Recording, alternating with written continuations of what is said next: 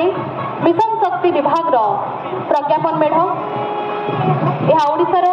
माँ मानू दक्ष उद्योगी सफल चाषी सुजोग्य परिचालका सफल गृहिणी भाव दर्शाई विकसित ओडिशा गठन में मिशन शक्ति सदस्यांकर यही बहुमुखी भूमिका एक नूतन अध्याय सृष्टि सशक्तिकरण में महा अभियान में अनेक माँ आज लक्ष्यपति दीदी हो पारिछन्ति निजर परिश्रम दक्षता और उद्यम बल से निज भाग्य को गढ़ी पारिछन्ति। वर्तमान अभिवादन मंच निकट को आगे आसी कृषि और कृषक सशक्तिकरण विभाग प्रज्ञापन मेढ़ समृद्ध कृषक योजना ताहा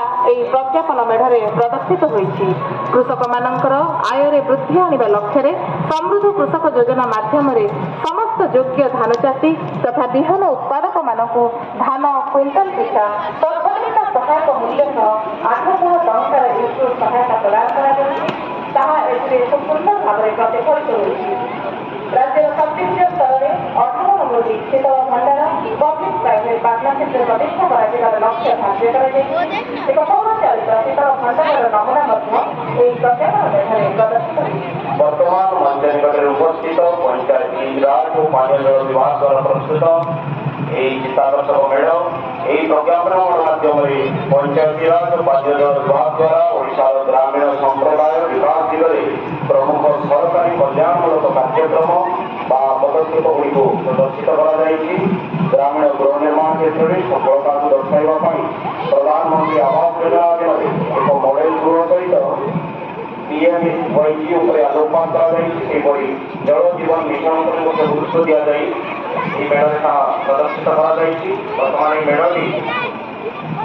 मुख्य मंच अतिक्रमण करुच्ची।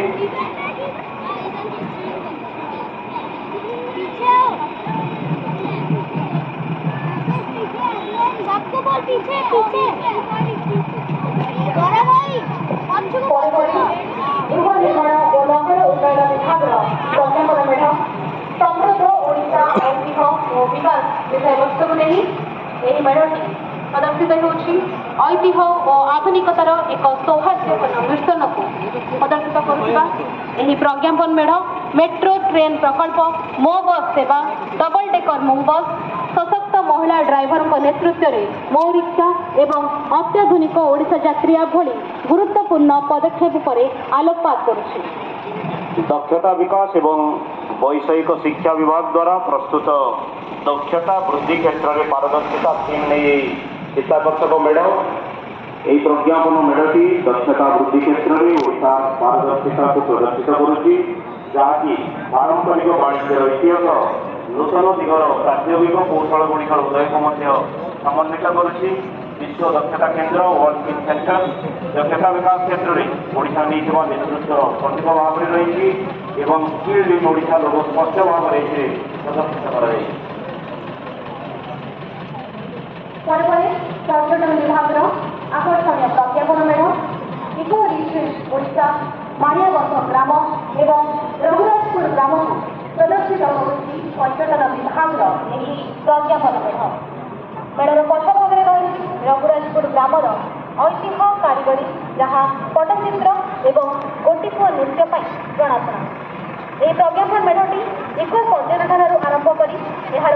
समृद्ध हस्ततंत्र यह कलात्मक परंपरा पर्यंत ओडिशार विविध ऐतिह्य को प्रतिफलित कर वाणिज्य और परिवहन विभाग द्वारा प्रस्तुत प्रज्ञापन मेढ़ जहाँकि मल्टीमोडल संयोग परिवर्तनशील यात्रा को सूचित करुच्ची। ओडिशा सरकार वाणिज्य और परिवहन विभाग पक्षर साधारणतंत्र दिवस प्रज्ञापन मेढ़ समृद्ध ओडिशा ऐतिह्य एवं विकास विषय वस्तु को सुंदर भाव में उपस्थापना कलात्मक उपस्थापन ओडिशार गौरवमय सांस्कृतिक ऐतिह्य को आधुनिक विकास अग्रगति सहित मिसाई ओडिशार परिवर्तनशील यात्रा को वर्णना वर्तमान चित्ताकर्षक मेढ़टी महामहिम राज्यपाल आसीन होता मुख्य मंच को अतिक्रम करुच्ची। मत्स्य और प्राणी संपद विकास विभाग शेष प्रज्ञापन मेढ़ महासागर टेबुल पर्यंत ओडिशा चिंगुड़ी यात्रा चिंगुड़ी खाइबा जेभली स्वादिष्ट तार बजार चाहिदा कहीं केते प्रज्ञापन मेढ़टी समुद्र उपभोक्ता पर्यंत ସହିତ ଚିଙ୍ଗୁଡ଼ିର ଯାତ୍ରା ପଥକୁ ବର୍ଣ୍ଣନା କରୁଛି। ପ୍ରାରମ୍ଭିକ ଦୃଶ୍ୟରେ ଓଡ଼ିଶାର ଉପକୂଳରେ ପାରମ୍ପରିକ ମତ୍ସ୍ୟଜୀବୀମାନେ ବ୍ୟବହାର କରୁଥିବା ମତ୍ସ୍ୟଧାରା ପ୍ରଣାଳୀକୁ ପ୍ରଦର୍ଶନ କରାଯାଇଛି ଏବଂ ପରେ ପରେ ଆଧୁନିକ ଉପାୟରେ କିଭଳି ବୈଷୟିକ ଜ୍ଞାନ କୌଶଳର ପ୍ରଦର୍ଶନ ସହିତ ଏହାକୁ ପ୍ରୋସେସିଂ କରି ସେଭଳି ପର୍ଯ୍ୟନ୍ତ ପରଷାଯାଉଛି ତାହାକୁ ଖୁବ୍ ସୁନ୍ଦର ଭାବରେ ପ୍ରଦର୍ଶନ କରାଯାଇଛି। ରାଜ୍ୟ ସରକାରଙ୍କର 12ଗୋଟି ପ୍ରମୁଖ ବିଭାଗର ପ୍ରଜ୍ଞାପନ ମେଢ଼ ଆଜି ଅଭିବାଦନ ମଞ୍ଚ ଅତିକ୍ରମ କରିଛନ୍ତି। ଏହି ପ୍ରଜ୍ଞାପନ ମେଢ଼ର ଚୟନ ନିମନ୍ତେ ଓଡ଼ିଶା ସରକାରଙ୍କର ସୂଚନା ଏବଂ ଲୋକସମ୍ପର୍କ ବିଭାଗର ପ୍ରମୁଖ ଶାସନ ସଚିବଙ୍କ ଅଧ୍ୟକ୍ଷତାରେ ଏକ କମିଟି ଗଠନ କରାଯାଇଥିଲା ଏବଂ ଯେଉଁ